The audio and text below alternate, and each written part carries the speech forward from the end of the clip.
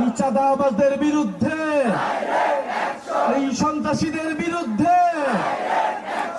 বাংলাদেশকে চাঁদাবাজ সন্ত্রাস দুর্নীতি বৈষম্যমুক্ত করেই আমরা ঘরে ফিরবো ইনশাআল্লাহ। ধান নদী খাল কেমন আছে বরিশাল?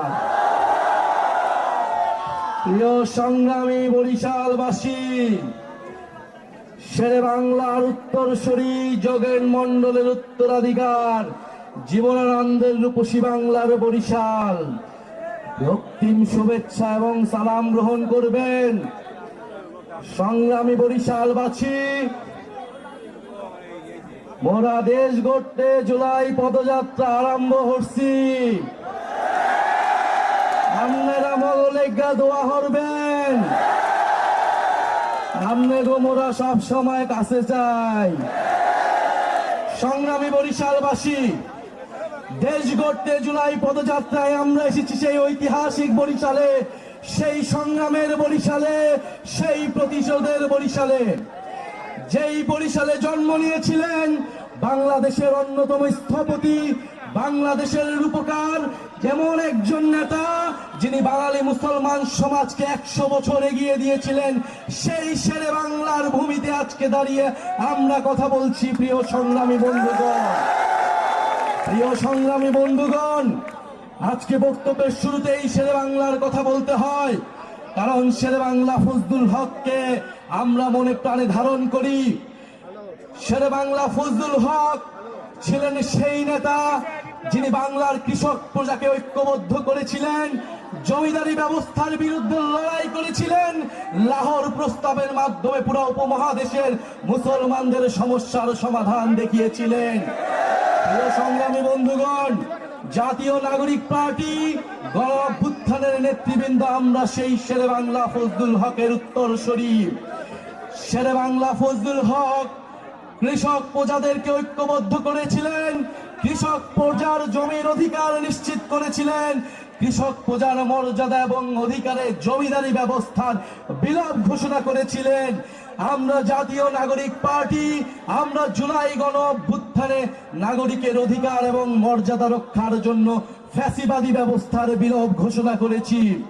প্রিয় সংগ্রামী বন্ধুগণ, বরিশালে রয়েছেন আরেকজন মহান নেতা যোগেন মণ্ডল, যিনি দলিত তফসিলি সম্প্রদায়ের পিছিয়ে পড়া জনগোষ্ঠীর, সংখ্যালঘু জনগোষ্ঠীর কণ্ঠস্বর হয়ে উঠেছিলেন, যিনি দেখিয়েছিলেন দলিত মুসলমান ঐক্য কিভাবে উপমহাদেশের রাজনীতি পরিবর্তন করতে পারে।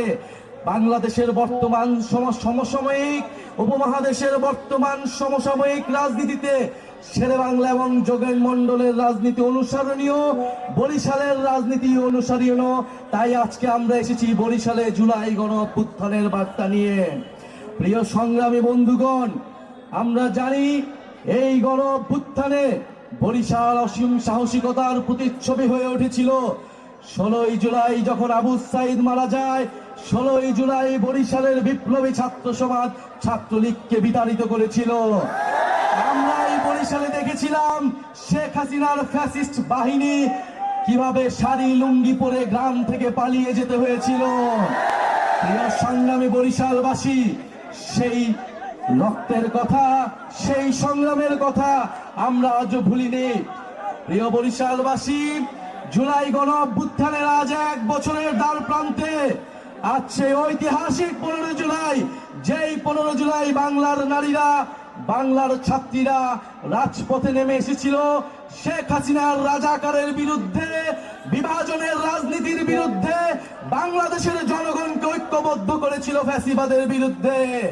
প্রিয় সংগ্রামী বন্ধুগণ, আমরা গণ অভ্যুত্থানের পরে বলেছিলাম ফ্যাসিবাদী ব্যবস্থার বিলোপ করতে হবে, নতুন ব্যবস্থা গড়ে তুলতে হবে, চাঁদাবাজ সন্ত্রাস দুর্নীতি বৈষম্য মুক্ত বাংলাদেশ গড়ে তুলতে হবে। কিন্তু আমরা দেখছি রাজনৈতিক দলগুলোর হাতে রক্তের দাগ লেগে রয়েছে। আমরা দেখছি নিজেদের মধ্যে অন্তর্কন্দল, খুনি খুনি করছে, সবার হাতেই রক্ত লেগে রয়েছে। আমরা রাজনৈতিক সহিংসতা মুক্ত বাংলাদেশের রাজনৈতিক সংস্কৃতি দেখতে চেয়েছিলাম, চাঁদা মুক্ত অর্থনীতি দেখতে চেয়েছিলাম, কিন্তু বরিশালবাসী গণ অভ্যুত্থানের শক্তি তরুণ প্রজন্মের শক্তি এখনো ঘুমায় যায়নি, রাজপথে এসেছে। বাংলাদেশকে চাঁদাবাজ, সন্ত্রাস, দুর্নীতি, বৈষম্যমুক্ত করেই আমরা ঘরে ফিরবো ইনশাআল্লাহ। প্রিয় বরিশালবাসী, আমরা বলেছিলাম বাংলাদেশের মানুষের যে ইনসাফের উন্নয়ন করতে হবে। বরিশালের মানুষ স্বাস্থ্যসেবা থেকে বঞ্চিত, বরিশালের মানুষ নদী ভাঙনে, জলবায়ু দুর্যোগে বিপর্যস্ত। বরিশালের এই সকল সমস্যার মোকাবেলা করতে হবে। যেই বরিশালে শেরেবাংলা, ফজলুল হক, যোগেল মন্ডলের মতো নেতারা জন্ম নিয়েছিল, সেই বরিশালবাসী আজ নানা অবহেলা, নানা বৈষম্যে জর্জরিত।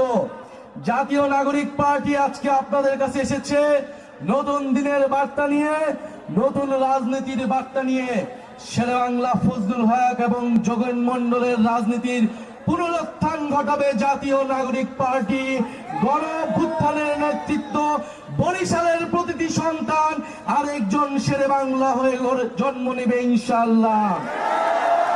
বরিশালবাসীকে জানিয়ে দিতে চাই, আমরা কোন দলের সহিংসতাই আমরা মেনে নেব না। ইলেকশন কমিশনকে যেভাবে দলীয়করণ করা হয়েছে এই নতুন বাংলাদেশে, গণ অভ্যুত্থানের পরে ইলেকশন কমিশন নিরপেক্ষভাবে কাজ করছে না। খুনি ফ্যাসিস্ট বাহিনীর মার্কাকে ইলেকশন কমিশন এখনো প্রতীক হিসেবে রেখে দিয়েছে। ইলেকশন কমিশনের ইন্টেনশন কিন্তু ভালো নয়। বাংলাদেশের জনগণকে এভাবে বোকা বানানো যাবে না। প্রিয় সংগ্রামী বন্ধুগণ, আগামী ৩রা আগস্ট ঢাকার শহীদ মিনারে আমরা জড়ো হচ্ছি বরিশালবাসীর মানুষের সমস্যা সমাধানের ইস্তেহার নিয়ে, সারা বাংলাদেশের মানুষের মুক্তির ইস্তেহার নিয়ে, জুলাইয়ের ঘোষণাপত্র এবং সনদের আদায়ের লক্ষ্যে। বরিশালবাসী কি ৩রা আগস্ট আসবে? শহীদ মিনারে দেখা হবে?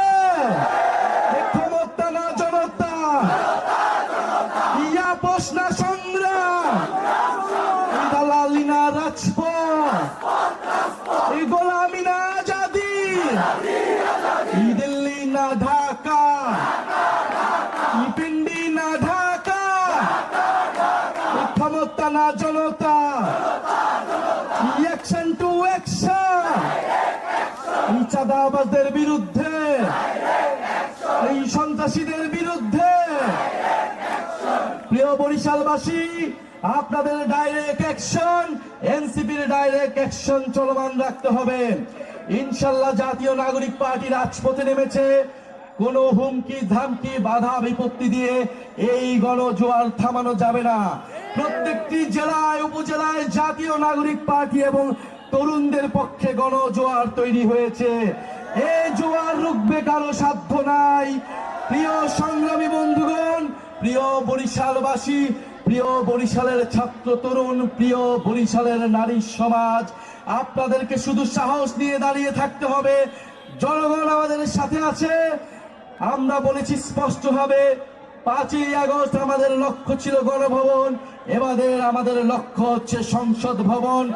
ইনশাআল্লাহ আমরা বিজয় অর্জন করব, বরিশালবাসীকে সাথে নিয়ে বিজয় অর্জন করব।